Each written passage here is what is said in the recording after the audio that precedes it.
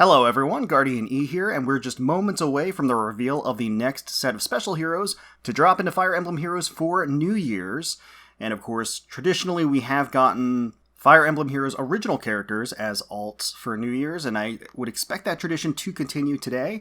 I have the silhouettes up here that were dropped yesterday as a teaser for this upcoming trailer, and I can pretty confidently say it's Fafnir. When I first saw the right silhouette, I immediately thought it was Reinhardt, but then I thought about it a little bit more. Fafnir obviously makes a lot more sense. Could still be Reinhardt, you never know.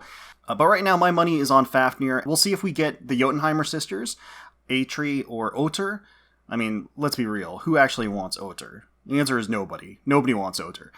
But anyway, the trailer is going to drop in just a couple of minutes. I'll have it pulled up. Before we get started, I will just quickly remind you that if you do enjoy the content that we put out, including Fire Emblem Heroes videos, and you would like to support the channel, maybe consider subscribing, leaving a like, and leaving a comment down below.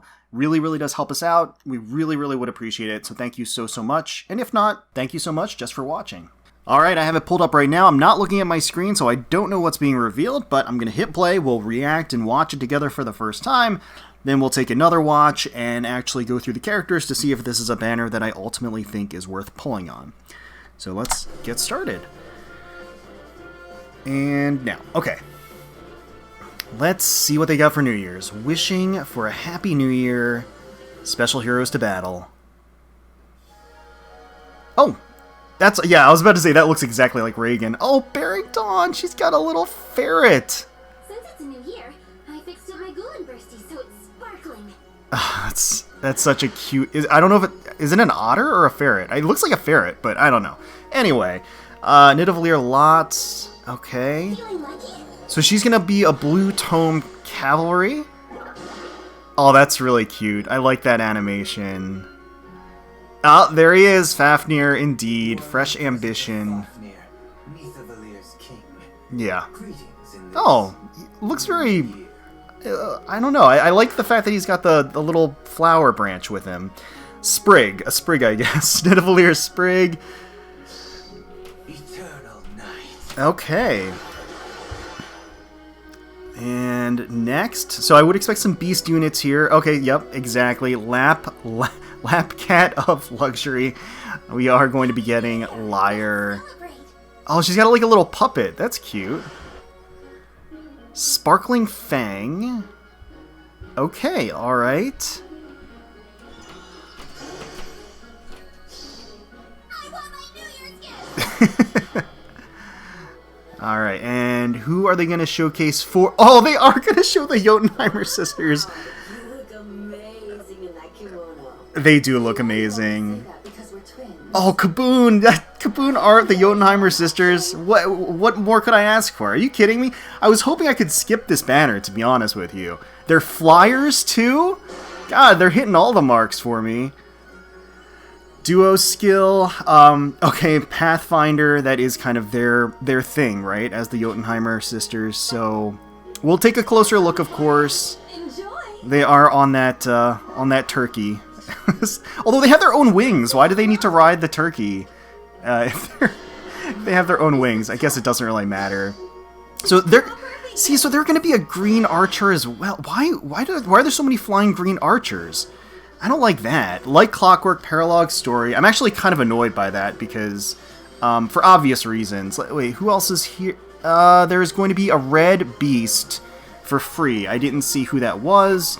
But I'm sure it's revealed in the in-game news for anybody that wants to take a look. And of course, we are going to be able to spark as a FEH Pass user exclusively. That feature was revealed, of course, in the last Legendary Hero banner, and going forward is going to be a component part of any special hero banners, as well as double special hero banners in the future. So here we are, starting on the 31st of December and extending for an entire month. Which is good. So you have an entire month to pull for these characters. Lyre is in fact going to be the 4-star focus unit of the banner itself. and you have even color distribution. Now, it does look like they've taken feedback into effect, and they've done away with that whole system last year with New Year's, that weird sort of merge banner that they did with units from the previous year and that year. They just did away with that entirely. I think they've taken that feedback because I think a lot of people had a negative perception of that banner. Whether or not that was, accurate or not, it definitely had a lot of negativity associated with it. So I think they've gone back to the original, type of standard banner here, which I think is a positive thing overall for the health of the community. And yeah, I honestly was hoping to just skip this one and save orbs. But with the Jotunheimer sisters there, I don't really know if I can. I'm excited for them. Notwithstanding any other skills or anything else on the banner, I mean, I would ordinarily pull for the Jotunheimer sisters. So let's rewind, take a closer look at the characters and their art, and see if this is a banner that I think is ultimately worth pulling on. So here is Reginn. She looks super wholesome, very cute. Once again, I do really like the little ferret that she's got there. The gear motif on the kimono, I think, is a really nice touch for her, for Nidavellir. I do like this kind of lavender maroon color of the actual kimono itself. I think it complements her blue hair and her yellow eyes really, really well. And once again, I think that ferret is precious. And that blue tome is going to be Nidavellir Lots. It's 14 might, grants attack +3, and enables Kanto 2 during turns 1 through 4. And at start of turn 4, grants special cooldown count -3 to unit. At start of combat, if unit's HP is greater than or equal to 25%, grants attack speed +6 to unit during combat. I said, okay, alright.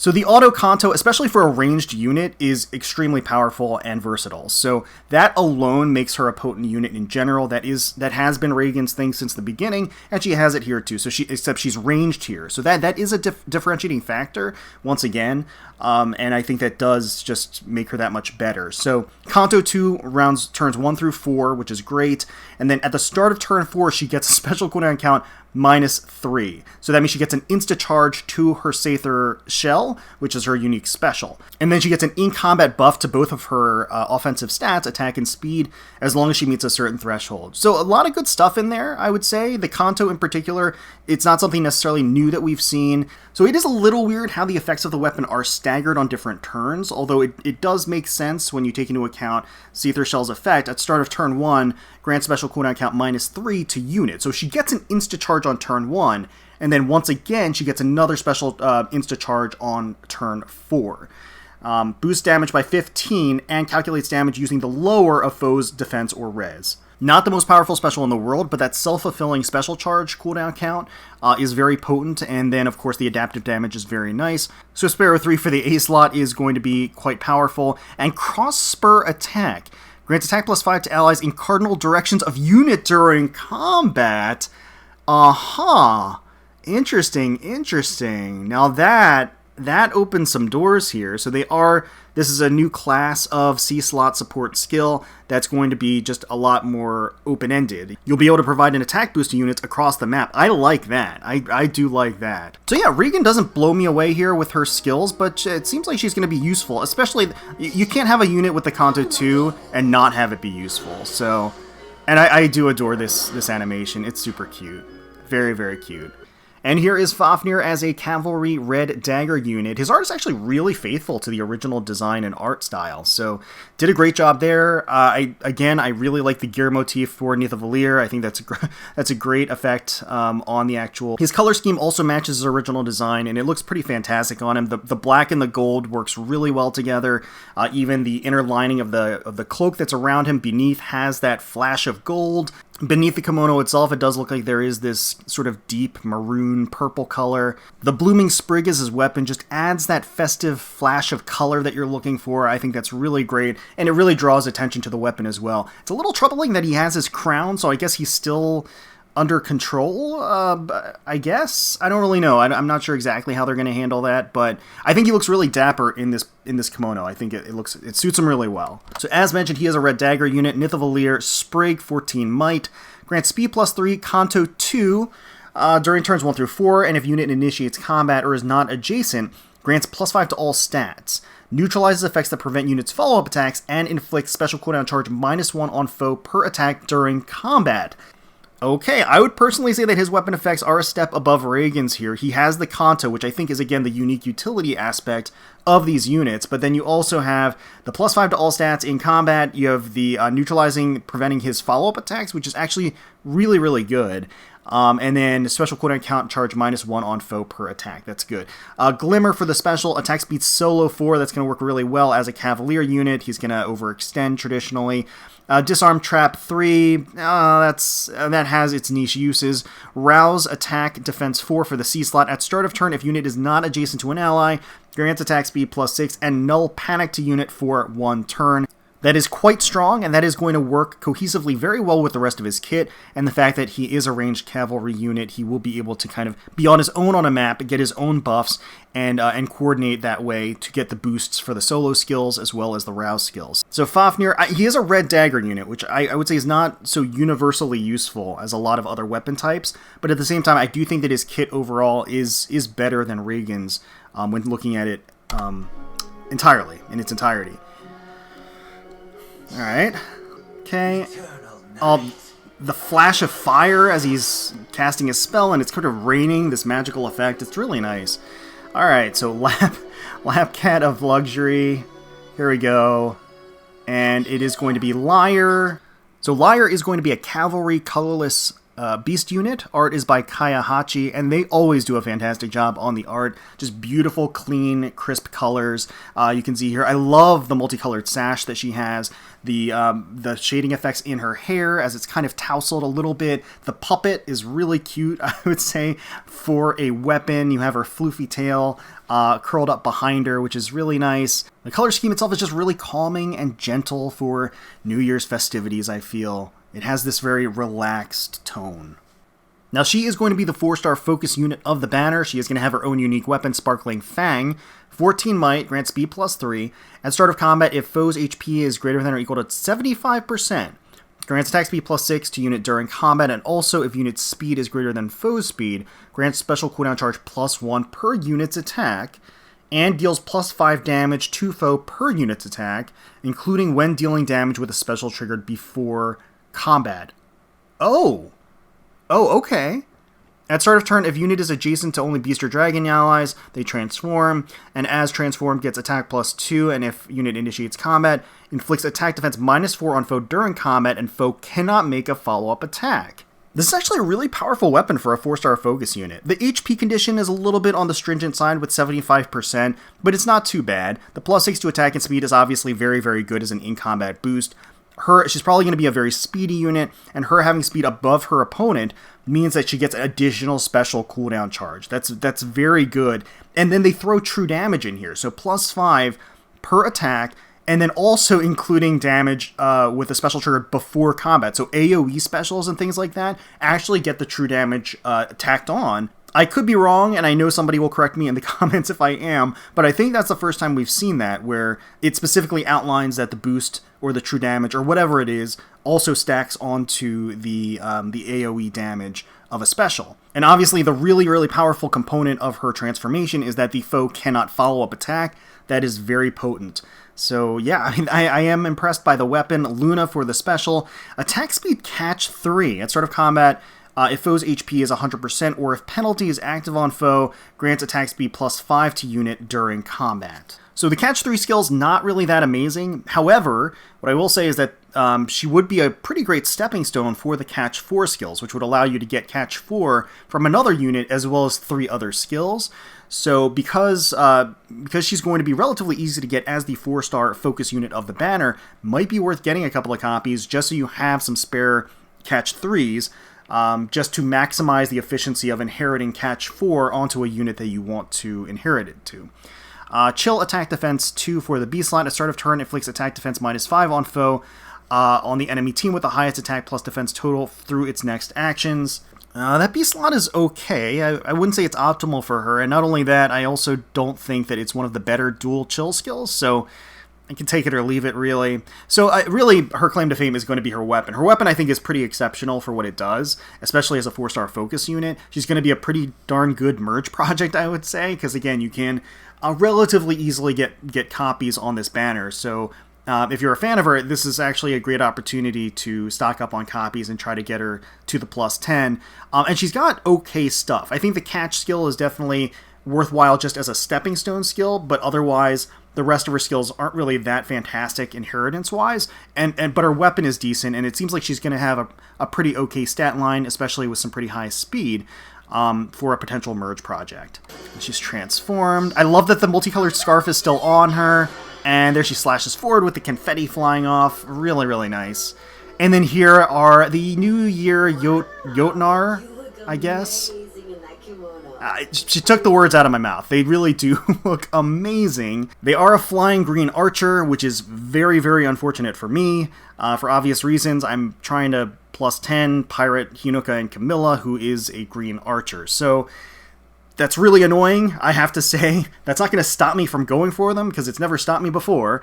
All the same, I can't help but be mildly annoyed by that, but that's short-lived because they look fantastic. Kaboom doing an amazing job on their art. I think they look beautiful. Really love the festive bow with all of those adornments. The color scheme is great, matches their original designs with the white and the red and the black lining underneath. Beautiful Jotunheimer designs and patterns on the kimonos themselves. They look really clean. Absolutely gorgeous shading on their smooth skin. You have Dagr's arm and thigh exposed, which really does show off how toned they are. Nott has a relatively calm expression as the older sister, Dagr a little bit more playful with the wink, and they each do have sort of a twin flower in their hair. Just really, really phenomenal art. I love it. So Jötnar bow, 14 might, killer slaying effect. Effective against flying foes. If unit initiates combat or is within 2 spaces of an ally, inflicts -5 to attack speed and defense on foe during combat, and inflicts penalty on foe's attack speed and defense during combat, equal to the current bonus on each of unit's attack speed and defense, calculates each stat independently. And the weapon, of course, also has the busted Pathfinder effect, which I think is actually going to be even more potent with them as flyers. So honestly, this is a fantastic weapon, not only for the unique utility that Pathfinder grants, but it has a killer slaying effect. It does an in-combat debuff to the opponent with an extremely easy condition to meet, just to increase their damage and their doubling capability, and then a further penalty on the enemy that you can control with your own buffs, your activated buffs on your unit, which I think is just really strong. So I think overall it's a great weapon. Luna for the special. Attack speed push 4 for the A slot. They're kind of overusing this skill a little bit. It's fantastic, don't get me wrong. I think it's really, really great. One of the best offensive A slot skills in the game. But yeah, we've just been seeing a lot of it lately. Sun Twin Wing for the B slot. At start of combat, if unit's HP is greater than or equal to 25%, inflicts speed defense -5 on foe, and also neutralizes effects that guarantee foes' follow-up attacks and effects that prevent units' follow-up attacks during combat. That's very good for a B slot skill. I think that'll work great in tandem with Jötnar bow. Obviously, the HP condition doesn't work perfectly with attack speed push 4, but the 25% HP threshold is a very generous condition to get the rest of the effects going here. And attack defense rain 3, I mean, that's great. That's going to stack onto all of the other debuffs, the in-combat debuffs that this unit grants against the enemy. I mean, they're just a debuffing monster. The weapon inflicts -5 defense. Sun Twin Wing also -5 defense. The rain skill -4 defense, so we got -14 defense, and then assuming that you can get +6 activated defense on her, then she's going to grant another -6 defense on the enemy, so that's going to be -20 defense on the enemy. I mean, that's pretty darn good. That's pretty great. And I wouldn't be surprised if their duo skill does give them an activated buff. We'll have to see, but I'm pretty confident about that. And here's their attacking art. Absolutely adore it. Love the billowing red scarf behind her, behind them, creating that momentum. You got Dagr with the arrow cocked back. And I love how the arrowhead is actually a little bell for the actual occasion. That's great. Love that flavor. You have Nott in the back ready to draw her sword. She looks so intimidating. I love it. Absolutely sublime shading on their curves and Dagr's legs. And I actually just realized the reason why Dagr has one of her sleeves off is so that she has better range of motion when she is, pulling back on the bow, which I think is a nice touch as well. So yeah, I mean, they look so good. They look so good. Okay, so here is going to be their duo skill. Grants attack speed, defense res +6, and Pathfinder to unit and allies within 5 rows and 5 columns centered on unit for 1 turn. So as anticipated, gives a meaty +6 buff, activated buff to all of their stats, which means you get a -6 debuff on the enemy for all of the stats. So that's great. And so you do get that whole like -20 defense on the opponent in combat debuff. And then it actually grants Pathfinder to all of her allies, which is kind of crazy. There's so many movement shenanigans you can do with this. It's got a huge effect, most of the map really, and it grants Pathfinder so that they can actually take advantage of Pathfinder on an ally. So then they can use that to increase their own momentum and their own mobility. That's really good. So, I mean, I think the activated buff, is very synergistic with the rest of her kit. I don't think that in and of itself is amazing ordinarily, but with her kit, it's actually really great. That's how it's built around. The Pathfinder, I think, is a fantastic utility. A lot of fun strategies can definitely revolve around that. So, yeah, no, I think it's a pretty darn good duo skill. So I think the prize of the banner is 100% the Jotunheimer sisters. I think they're actually fantastic. The one downside, if you can call it a downside, is that they are a green archer. And for me in particular, that's really obnoxious, but it is what it is. I mean, I'm going to summon for them because I like them as characters. I love their art. Their skills are great, so I am going to just summon for them. And they're probably going to be my primary target on the banner. So beyond them, I would put Fafnir as the runner-up here. I will say that Lyre actually kind of gives him a run for his money just because her weapon, I think, is really great, and she's probably a really great merge project. She has okay stuff as far as fodder is concerned, but I do really like her weapon. And then Reginn, I would say, is close. She's not a bad unit by any stretch, but I also don't think that she's quite as good as Fafnir, at least on the banner as a whole. I don't think this is a must-summon banner. Just looking at the power level, I really don't see that as being the case, but I think that there is a lot of unique fun that you can have with the Pathfinder and the activated Pathfinder buff. I do think that opens up a lot of doors, so that'll probably be fun to play around with. But like I said, I am going to be summoning for the Jotunheimer sisters myself. Let me know in the comments below if you're going to be summoning on this banner, and if you are, who you're going to be going for, who you're going to be targeting, what colors you're going to be going for. Hopefully you all enjoyed the video. If you did, please feel free to leave us a like, comment, and subscribe to the channel for more Fire Emblem Heroes content. We thank you all so much for watching and for taking time out of your day to spend with us. We really do appreciate it. Certainly hoping you're all staying safe, healthy, secure, and united out there, and wishing the very, very best for you, your family, and your friends. And until next time, let's protect those skies.